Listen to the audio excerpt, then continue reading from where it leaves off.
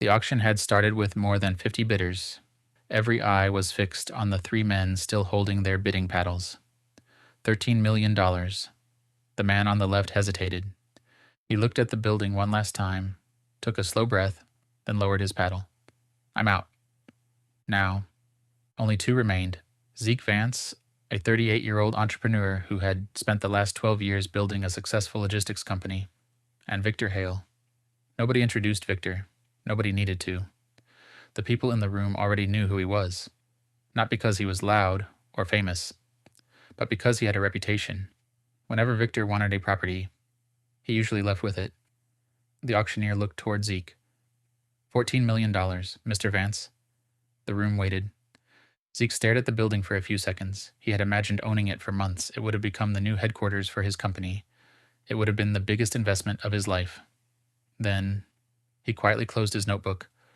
I'm out. The gavel struck. Sold, nobody applauded.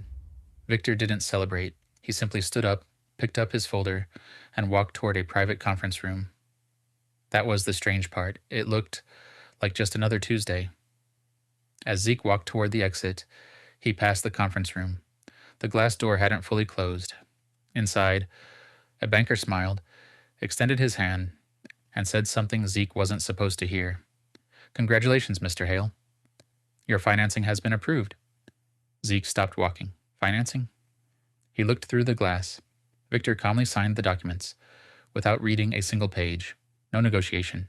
No discussion. Just a signature. Then he stood up, shook the banker's hand, and left. Zeke remained standing in the hallway. He wasn't thinking about losing the auction anymore. Only one question remained. If Victor could easily afford a $14 million building, why would he borrow the money instead? Zeke tried to forget what he'd heard. He couldn't. Not because he'd lost the auction, because Victor's decision made no sense. Over the next few weeks, Victor's name kept appearing everywhere: a logistics warehouse, an apartment complex, a small hotel downtown. Every headline looked the same. Acquired, financed. Acquired, financed. Again and again, for 12 years. Zeke had built his company around one simple rule. If you can't pay cash, you don't buy it. It was the same lesson his father had taught him when he was a teenager. Debt makes you weak. Zeke believed it, until now, because the strongest businessman he'd ever seen seemed to believe the exact opposite. A week later, something unexpected happened. The same office building returned to the market. The original buyer had backed out.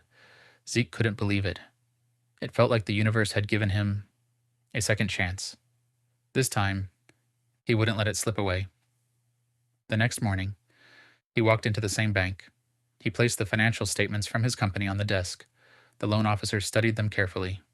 Revenue, profit, assets, cash reserves. For several long moments, he said nothing. Then he quietly closed the folder. I'm sorry, Mr. Vance. We can't approve this loan. Zeke stared at him. I don't understand. My business is profitable. I have cash. I have clients. So what exactly don't you trust? The loan officer looked at him for a moment, then answered, almost apologetically, You. Silence. Zeke's expression changed. The loan officer immediately continued. Not because you're dishonest. Because your company depends on you. If you stop working, what happens to the business? Zeke didn't answer, because, for the first time, he realized he didn't know. He walked out of the bank carrying the same folder he had walked in with, but it suddenly felt much heavier. That night, he called his accountant. Why would a bank approve Victor and reject me? His accountant sighed. I think, you're asking the wrong person. Then who should I ask? The question isn't about banks. It's about businesses.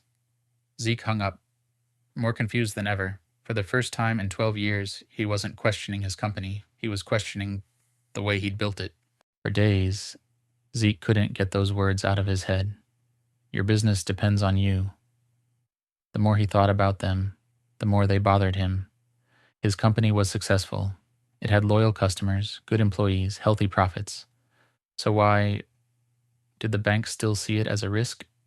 Instead of searching for better loan terms, Zeke started studying something else, not loans, businesses. He looked at companies Victor had owned for years. Something strange stood out. Every one of them kept producing money, whether Victor was there or not. The warehouses still collected rent. The apartment buildings still generated income. The companies still served customers. None of them needed Victor to wake up and unlock the front door every morning. Then, for the first time, everything clicked. Victor wasn't using loans because he didn't have money. He was using loans because his assets were already doing the work. Selling them would have stopped the machine. That kept creating more money. Weeks later, Zeke saw Victor again. Not at another auction, not inside a bank, but at a charity dinner. Victor recognized him immediately. The building.